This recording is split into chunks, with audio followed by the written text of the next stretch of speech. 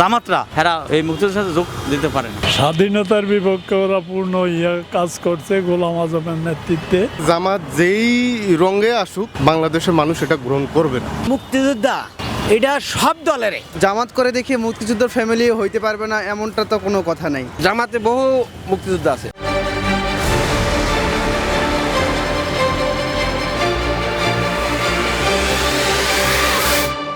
অধিকারের উপরে হস্তক্ষেপ করছে এই পাগলে, যে ওই পাগলের কথা আমরা শুনি না, হ্যাঁ পাগল উপাধি দিয়ে দিছি আমরা। ফজলুল হক এ আসলেও পাগল, কথাবার্তা হ্যাঁ ব্যালেন্স ছাড়া কয়। হ্যাঁ জামাতে বহু মুক্তিযোদ্ধা আছে। আসলেই তো জামাত তৎকালে বাঙালিদের বিপক্ষে ছিল। বাংলাদেশের স্বাধীনতার বিপক্ষে ওরা পূর্ণ কাজ করছে গোলাম আজমের নেতৃত্বে। ইভেন কি বাঙালি মহিলাদেরকে গণিমতের মাল হিসেবে ঘোষণা দিয়েছে, এমন জঘন্য কাজ করছে, বাড়িঘর পোড়াইয়া দিয়েছে।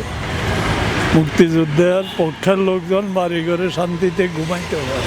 বর্তমান প্রেক্ষাপটে বা অতীতে যে ৭১-এর বিষয়টা, এটা তো জামাতের একবারে নরঘাতক ভূমিকা ছিল, ঠিক আছে।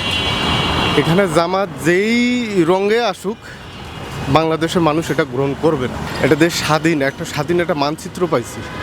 সেখানে আইসা যদি আবার ফিরে এসে পাকিস্তানের গল্প শুনতে হয়, আবার ওই রাজাকারদের কাছ থেকে এটার সার্টিফিকেট নিতে চায়, এর থেকে ঘৃণিত এবং লজ্জাজনক বিষয় আর অন্য কিছু হতেই পারে। রাজনীতি হচ্ছে আপনার মনে করেন যার যার ব্যক্তিগত ব্যাপার, যে কোনো মানুষ মন চাইলে যে কোনো দল করতে পারবে, এটাও ওনার একান্তভাবে বক্তব্য আমরা সমর্থন করি না। জামাত করে দেখে মুক্তিযুদ্ধের ফ্যামিলি হইতে পারবে না এমনটা তো কোনো কথা নাই। কে কোন রাজনীতি করবে সেটা তার সম্পূর্ণ মতামত, এটা আমাদের কনস্টিটিউশনেও বলা আছে আর কি। সো আমি বলবো যে যারা এরকম বক্তব্য দেয় বা যারা এরকম কথা বলে তারা মূলত হচ্ছে মানুষের যে অধিকারটা আছে সেটা হরণ করার চেষ্টা করতেছে। বাংলাদেশটা হচ্ছে একটা গণতন্ত্র রাষ্ট্র, ঠিক আছে।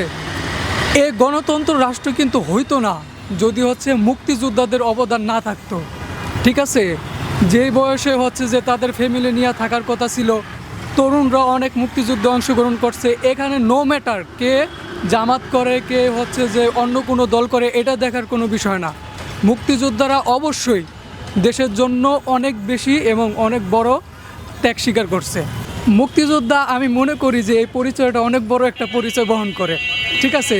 তারা রাজনীতিতে থাকবে কি না তাদের ব্যক্তিগত সিদ্ধান্ত, কিন্তু এইখানে কারো হচ্ছে যে কোনো বিষয় বলার, ফজলুর রহমান বাবু যিনি আছেন তার আসলে এইভাবে বলাটা উচিত হয় নাই। পজা পাগলা তার ব্যক্তিগত মত সে জানাইতেই পারে, সেটা তো কোনো রাষ্ট্রীয় না, কোনো গভর্নমেন্ট আইনও না, তার ব্যক্তিগত মত সে জানাইছে, এটার মধ্যে আমি একমত না। মানে রাজনৈতিক দিক থেকে যার যার ব্যক্তিগত মতামত, কিন্তু যেহেতু মনে করেন আমরা সবসময় হচ্ছে যে ৭১-কেই বিশ্বাস করি, বা ২৪-এর যে গণ অভ্যুত্থান সেটাকে তো আপনার ৭১-এর সেই স্বাধীনতার সাথে কোনোভাবেই সার্বভৌমত্বর সাথে মনে করেন যোগদান করা যাবে না। জামাত যেহেতু মনে করেন আপনার তখন স্বাধীনতা বিরোধী কথাবার্তা বলছে বা এই করছে, বা তারা তখন দেশের স্বাধীনতা চায়নি, সেই ক্ষেত্রে সে তার জায়গা থেকে বিএনপি তখন স্বাধীনতার পক্ষেই ছিল, সেক্ষেত্রে তার মতামত যৌক্তিক। মুক্তিযোদ্ধা এটা সব দলের মুক্তিযোদ্ধা ওই সময় দেশ স্বাধীন করেছে। জামাত কও, বিএনপি কও, আমলিগ কও, যত দল আছে আর যত মানুষ আছে বাংলাদেশে, ওই সময় যারা মুক্তিযোদ্ধা যারা ছিল তারা তাদের কোনো জাতির কোনো ভেদাভেদ ছিল না।